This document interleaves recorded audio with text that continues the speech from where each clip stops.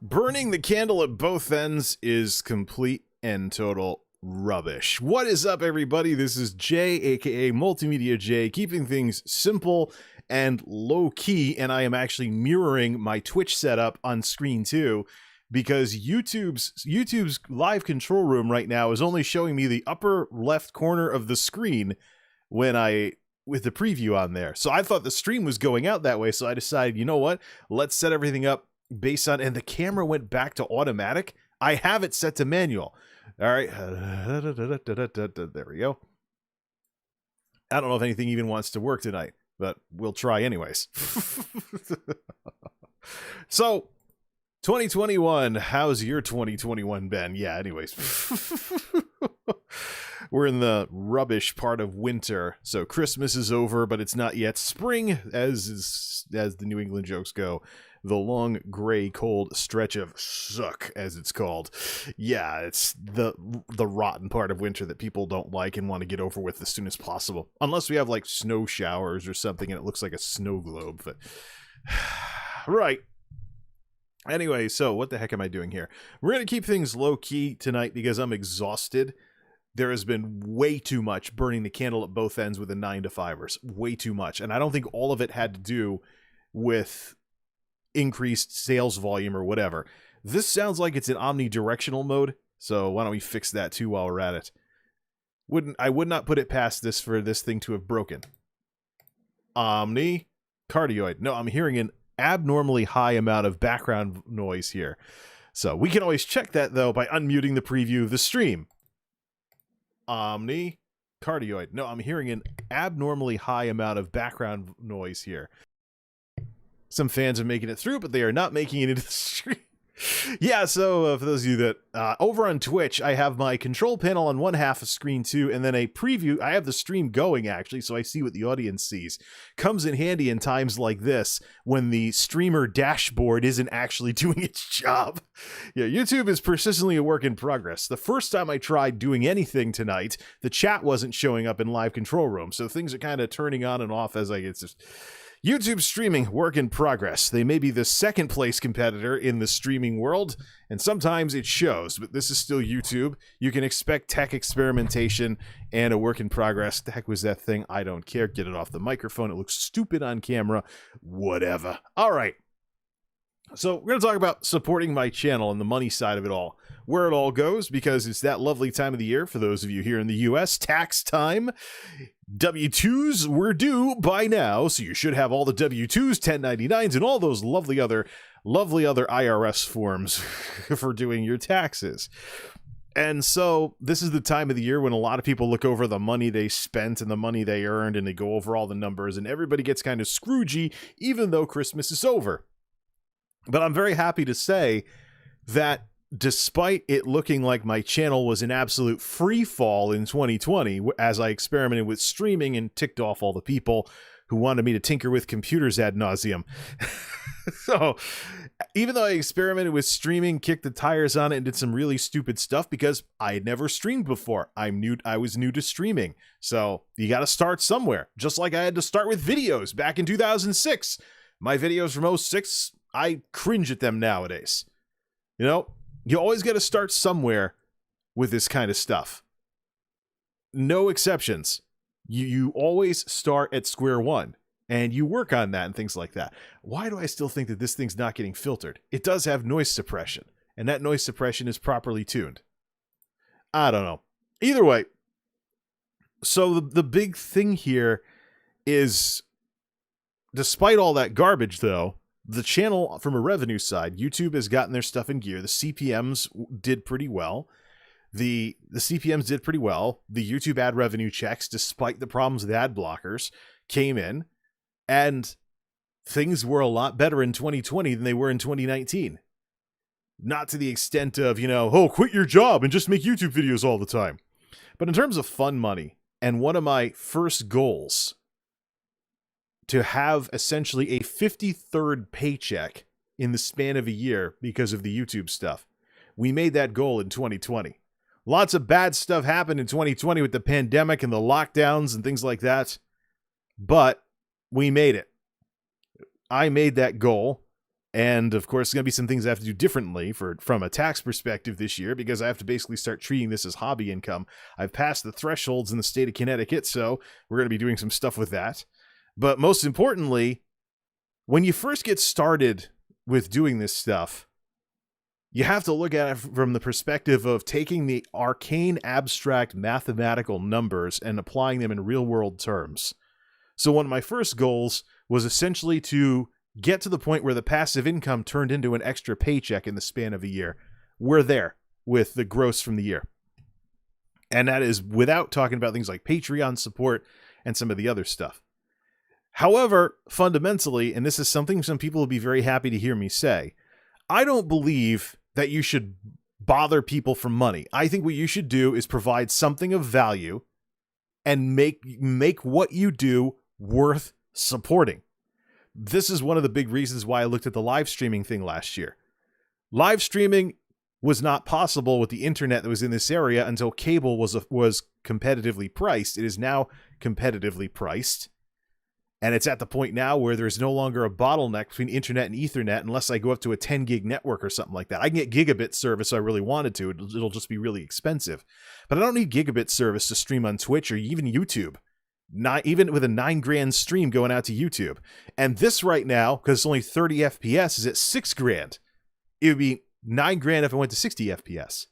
So part of what I wanted to do was I'd seen streaming becoming what it is. And I wanted to figure out what is good for what. Where do streams and videos, how do they match together in this day and age where Twitch has done enough damage to YouTube that there are a bunch of people out there who view streaming the way us older folks view making YouTube videos?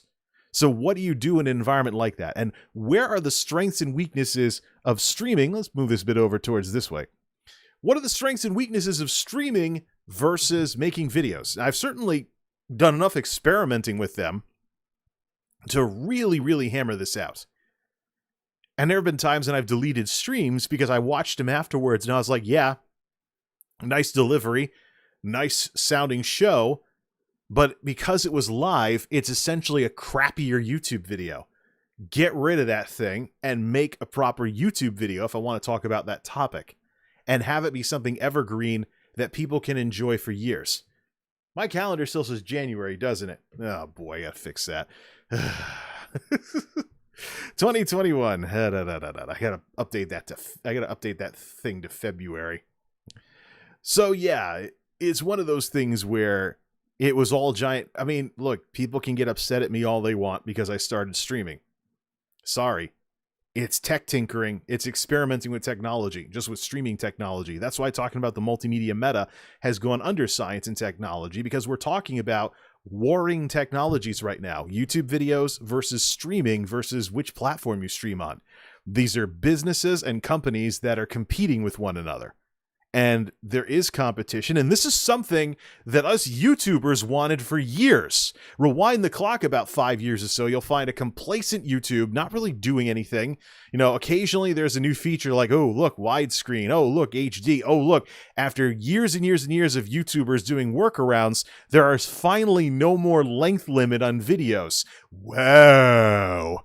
And of course, nowadays, you have Creator Insider. You have regular communication from Susan Wojcicki and major folks on the YouTube team. You have new features being worked on. You have YouTube streaming consistently growing for the streaming niche. But most importantly, you have YouTube presenting an alternative to the kind of boom and bust, burnout prone stuff that you see on Twitch. You know what I think the problem is? Let me go to my audio settings. Do I have the advanced stuff turned on? I don't have the special effects when I'm playing through the micro. Okay, good. I thought I had an audio compressor turned on. That's why I can hear these fans. Or it could be the case that I just hear the fan through the headphones because it's acoustic noise. Or it could be the case that went and saw the doctor because I actually was having some trouble hearing. And yeah, earwax nonsense. Woo! Nothing like essentially wearing earplugs for 6 months and now you're hearing stuff you haven't heard in a long time. Holy crap, what am I doing? So, anyways. So yeah, 2020, well, all right. So YouTube basically represents not only a rival in terms of streaming for Twitch, smaller, albeit smaller. Twitch is still about 3 times the size in terms of hours streamed, I think. I got the numbers on my Twitter. But YouTube is not only a competitor in terms of streaming, they're a competitor in terms of what you think of streaming. And I think the healthy way to stream is to have it be an extension of something else you do, because if you spend all your time streaming, you're chasing after these anomalies known as the big streamers, who are lucky enough to have people regularly throwing money just from that. But here's the problem. Whenever that stops, what do? They'll have spent years essentially goofing around in front of a camera, and they don't really have any ability to make videos or anything. They have, because they've had to keep, shoveling that off to others, because they just have to keep streaming, grinding, doing the same thing over again, and not really developing any skills with cameras or photo editors or anything of that sort. So the dearth of skills when you're not editing your own YouTube videos together and making stuff is probably something that these streamers are going to get really depressed about in a couple of years, when they realize that YouTubers have been developing these skills and they haven't. And now maybe their popularity is waning as a streamer. People aren't throwing donos in their face just for acting stupid on camera anymore. Or the whole streaming thing just blows over and it goes the way of television, where people just get burnt out on it all because there's too much of it for too long. Like what happened with some reality shows and things like that in the 2000s. So that all happens. And then what?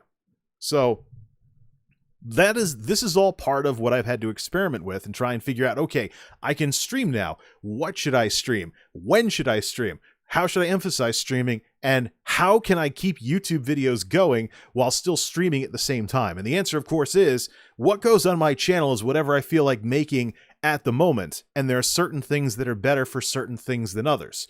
Streaming is better for stuff that's more time sensitive, more updates, more off the cuff, more live reactions, things along those lines, while videos, I should say, because this is the same platform we're talking about. Twitch is just some little thing on the side, and it can stay that way for all I care. Excuse me. But anyways, so YouTube, what do you do with that? Videos versus streams, what goes where? What do you use for each one? And what do you do? So having to figure that out was the grand experiment last year. And of course, getting a better camera for streaming was a great idea versus that Logitech webcam I had. Slow shutter speed. Ugh. I cringe to look at how... Well, the original justification for me getting that camera was that I'd be in the corner playing video games all the time. I never really thought that commentary would be anything anyone would be interested in on either of these platforms. But people either watch live or they watch after the fact, but these things get views. But the thing is, I don't want to be doing this all the time. I really don't want to be doing this all the time unless I want to sound like a radio guy.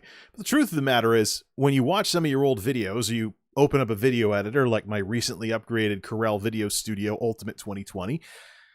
When you go into this stuff where you pick up a camera and you start playing with the settings on it, you realize there's a whole lot of fun to be had in not being live. And there's some very distinct advantages too, like for example, not having to commit to time slots and things like that. You can make something great that people really enjoy for longer than just turning on the camera and doing whatever. Essentially, this kind of chat stream type stuff that I'm doing is kind of the descendant of the original YouTube vlogs, which were just a basic way of making any content at all, as opposed to making something great.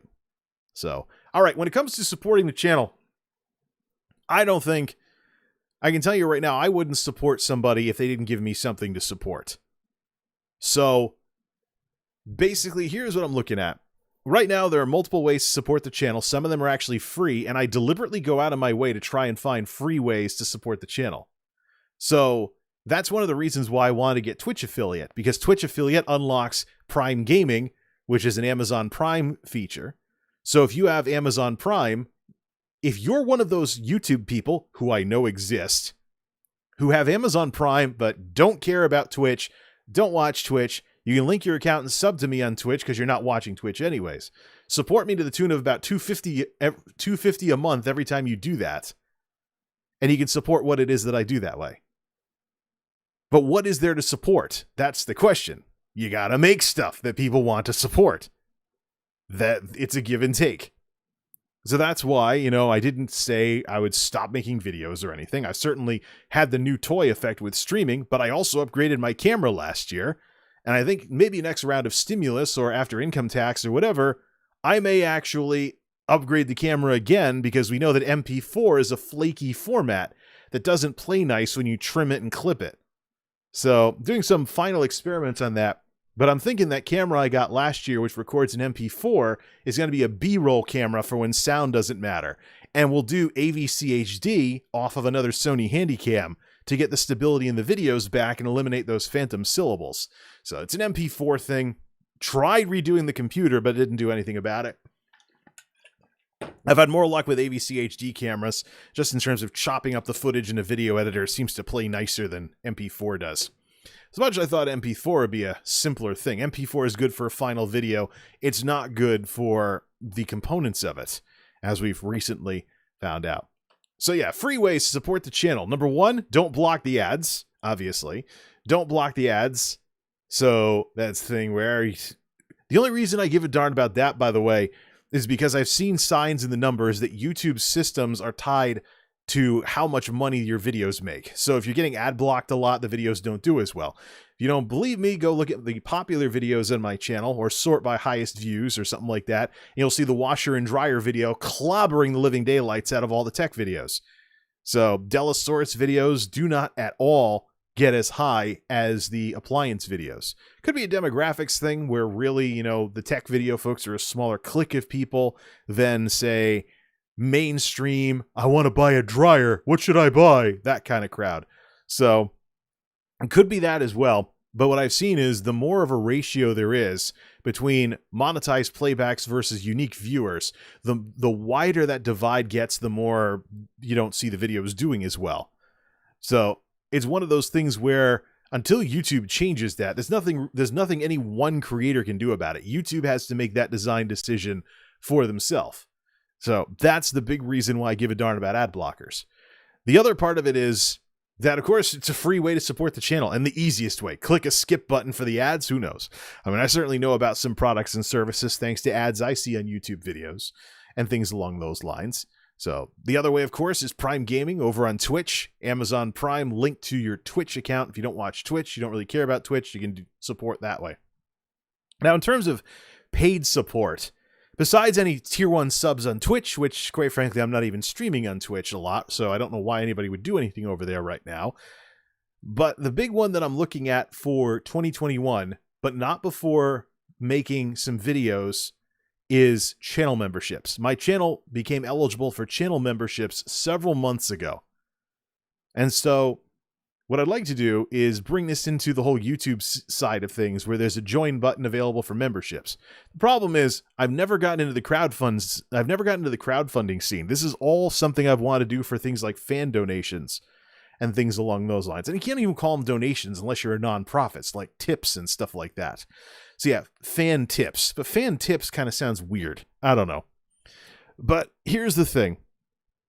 This isn't something I've never really gotten into Indiegogo or GoFundMe or any of these other, any of these other crowdfund sites or anything of that sort. So I've never really knew what to do with the tiers. Might just end up copying Twitch. Who knows? Or if someone wants to put in a tier for something, we do that. But the thing is just, I don't want there to be some giant bureaucracy that ties up my ability to make videos because of all of this. It's because like emotes or any emote design or anything of that sort, never really wanted to have that sort of thing going on. Didn't want it to be too complicated. But at the same time, all the best practices tell you if you want people to buy memberships, you have to give these perks and da-da-da and things like that. At the same time, though, there are few things I think that would work very well. You could paywall things, essentially. Paywall your content and not releasing it to non-members until like a month later or something, as some folks have done. But that just snubs the people that aren't paying the membership fee. So new people that stop by that don't really think you're valuable enough because they don't really know anything about you yet, you're snubbing them by doing that. How are you not cutting off your audience by paywalling stuff too much? I can tell you, there are Twitch streamers I don't watch and have blacklisted because the minute they got a subscribe button, they paywalled everything. So I'm not even watching any of their stuff, because if that's your attitude towards potential fans, then you deserve to have an audience that flatlines and decays as people get bored and move on. So now you apply that, flip it in the other direction. What would I have to do in order to be supported like this? Well, ads are the best way because that's a passive income and people just click skip or whatever. Maybe, I don't know if there are ad blockers out there that make the system think the ad played or something, but I don't follow that stuff too much. But there's that as well. But in terms of what's going on with supporting with paid support, Patreon is there, but I think Patreon is too many clicks for people. I think it would be better if there was something internal to YouTube as a platform that people could click instead of having to go to an external website. The way things work on the internet is if things take too many clicks, stuff doesn't happen. It's site design, even mundane stuff like whether or not videos get watched on Twitch versus streams, as I went through with the Twitch experiment with uploads a couple of years ago. So, I think it would be better if we brought that in-house. Make tiers and whatnot, see if anybody ever clicks any of them, and give them an option to support the channel. In terms of direct support, another thing too is the Patreon is all but deprecated at this point because Patreon kind of was a workaround. Patreon was kind of a workaround, but I have a Stream Elements page now set up so that stuff tied to my media and streaming and stuff like that can be supported directly. So I do have a Stream Elements page with SE Pay, their payment provider and whatnot, which has things like chargeback protection. So if someone plays chargeback games, they get blacklisted from the whole service and can't dono to any Stream Elements streamer out there. So, you know, so I have that set up. And the thing with the Patreon was it's a workaround, but the problem is I have a bit of an issue with Patreon's business model. I don't know how they make any money. They have some of the best creator splits in the entire industry right now, which makes me wonder how the heck they keep themselves afloat. Patreon they also get a lot of their politics involved in a lot of the way they run the company, and there have been times when they've shut down the accounts of people they politically disagree with. So I don't know. One of the problems with getting a little too opinionated in the world of business is that you limit the size of your potential customer base and those people go running off to a competitor. So you hurt your competitiveness by doing that. Think like, for example, I joke about people having Visa cards. Who has like a Visa card? Who has credit cards anyways? Lots of people, maybe including people you despise and politically disagree with or religiously disagree with or whatever. People you otherwise would not associate with will have credit cards. What are you going to do? Say they can't have a credit card because they're this or they're that or the other? No, if you're a big bank, you want to service as many people as possible. So you want to put the politics aside and just sell cards, you know, or sign people up for credit cards. Now, who has a credit card? Who has a Visa card? Lots of people, including people you may not like or agree with. So when a business gets too opinionated, grinds too many axes, and gets too involved in controversial issues instead of just doing business like Patreon, I start to wonder about Patreon as a business and how strong they really are. So, plus the too many clicks rule. If things take too many clicks, then people don't do it. And furthermore, why does there need to be a monthly subscription fee of any sort if people can direct support through either the dono page on Stream Elements or through supers, like when I'm live or something, or when there's a premiere going on? So the bottom line is everything is there for people to support what it is that I do. The question is what to do with what, just like with the platforms, what to do with what there as well. So there's the Patreon, there's Stream Elements, and there's the subsystems on both platforms, though YouTube isn't up and running yet. And I don't think I should be doing anything with that until I've made a couple of videos for 2021 instead of just streaming all the time. So got to get some stuff together, some assets together, and start working on some of that. Get some of that going, and then set up the tiers to not put the cart before the horse. So then people choose how to support when, one-off, or monthly recurring, whatever they want to do. That's what it's about. Choice and options. And I think the Stream Elements thing, I got to revisit the terms of that. It was originally tied to just streaming, but now Stream Elements supports YouTube as well. So I'm curious if we could have like a link to the SE Pay page for people to direct support through SE Pay and stuff along those lines. Now, let's get to the big question. What am I doing with all this money? So here's the thing, and this is probably the most important part of the discussion that people are going to want to watch. I might just put a link to, I might do the thing with the timestamps so that people can skip straight to this. So there are people in the offline world who don't understand what I do and they disagree with it.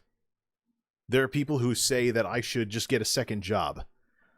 And if I want to make more money, just get a second job, work part-time, like in some restaurant or something. Well, number one, the pandemic has thrown a wrench into a lot of that. Number two, a lot of times I don't know if I'll even have the energy with how crazy these warehouse folks can get. I don't even know if I will have the energy to do a second job, or if I'll just get sapped like crazy, because one of the problems with the warehouse folks is that they can't staff up. They persistently can't field a team. There's people constantly coming and going, and the people that are coming through the doors, they don't have the same skills with equipment. They don't stick around as much. Sometimes there's work ethic issues. And in the worst cases, you have a situation where somebody who's toxic is being put up with because they've carved out a little niche for themselves. Now they just got to rebuff any people who could possibly replace them. You know who I'm talking about. The brilliant jerks, as the demographics reports and HR articles talk about. Yeah, the brilliant jerks, you know?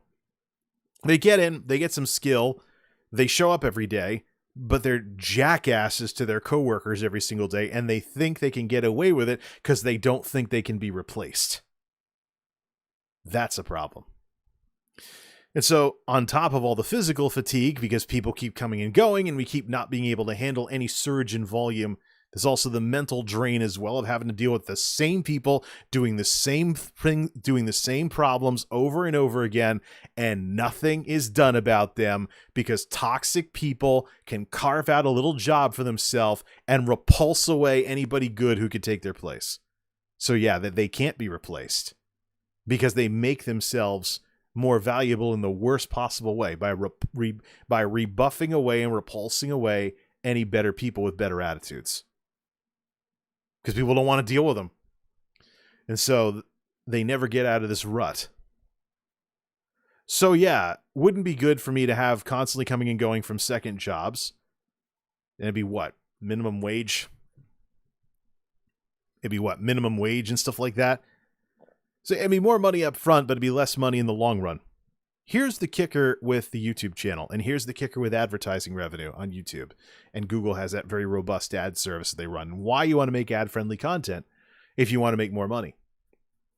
Here's the situation with that.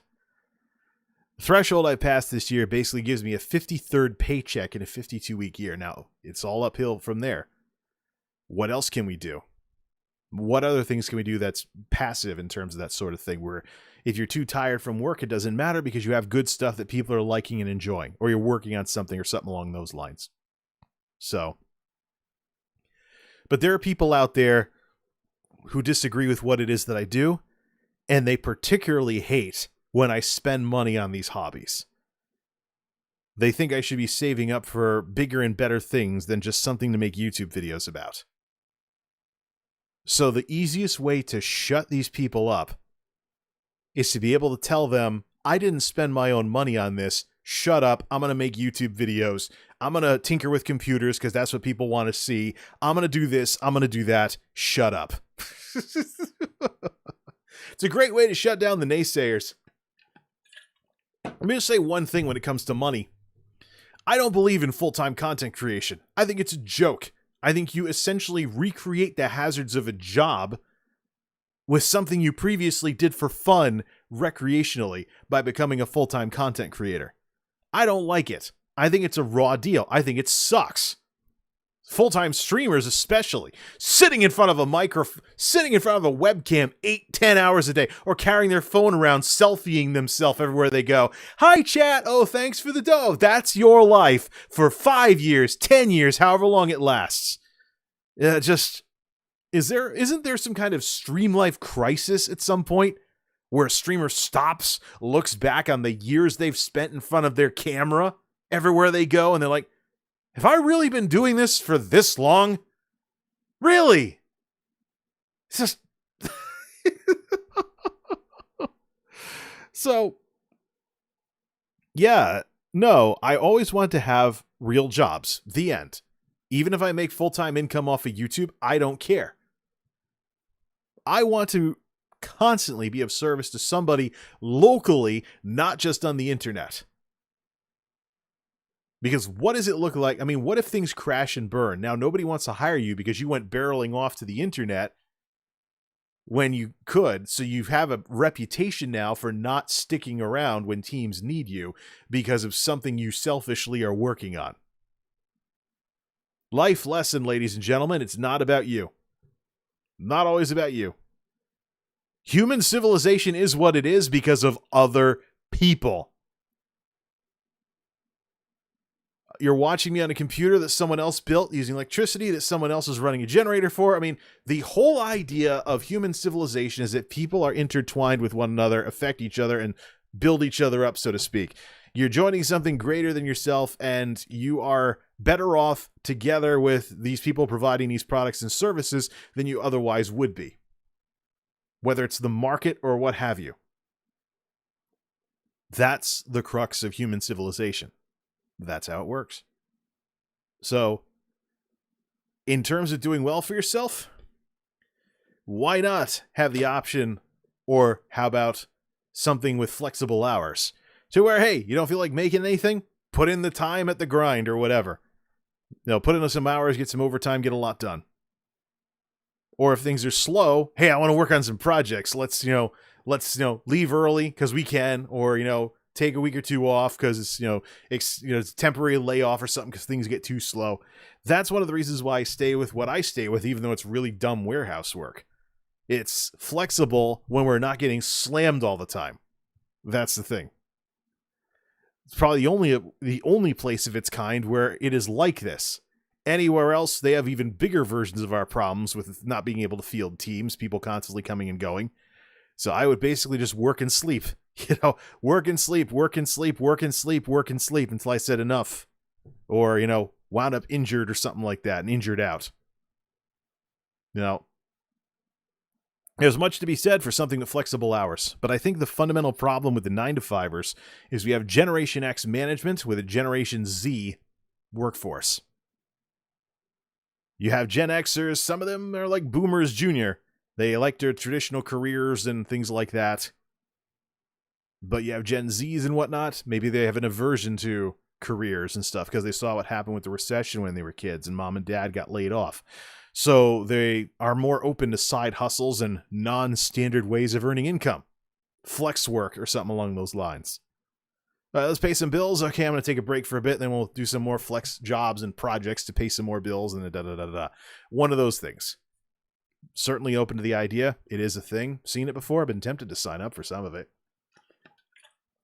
Do as much or as little database work or whatever as I want. Join Fiverr. I don't know. But I think this generation gap is part of the problem with the 9-to-5ers. Assuming they can ever get this under control, where I'm at right now would actually be one of the best places I could be at, tech stuff included. Because it leaves the door open for me to do more with this channel. Make more videos, stream more, what have you. Yeah, I've been talking too much today. Doing all this on short sleep, too. Had to set an alarm. Not good for night shift. So, where's the money gonna go? Besides, of course, stuff related. Well, that's really the big thing, too, is stuff for YouTube videos. YouTube videos and streams, computer stuff, upgrades, tech, things to tinker with, things to make videos about. The best thing I can do with the stuff with whatever people support me with is shut down all the complaints that I'll get from the same usual suspects about what it is that I do. Shut that all down by saying, look, these people wanted it, they supported what I do, the money piled up in an account, withdrew the money, went out and bought the tech thing, made the video. It's that simple. So we will revamp things as we go into 2021 with what I want to do with videos specifically, but streaming is not going to be the main thing on this channel. And I think eventually people will come around to this idea that making videos can be amazing compared to just winging it in front of a camera. And now it's time to shut up and get to work on some of that stuff. This is MultimediaJay signing off. Thanks for stopping by.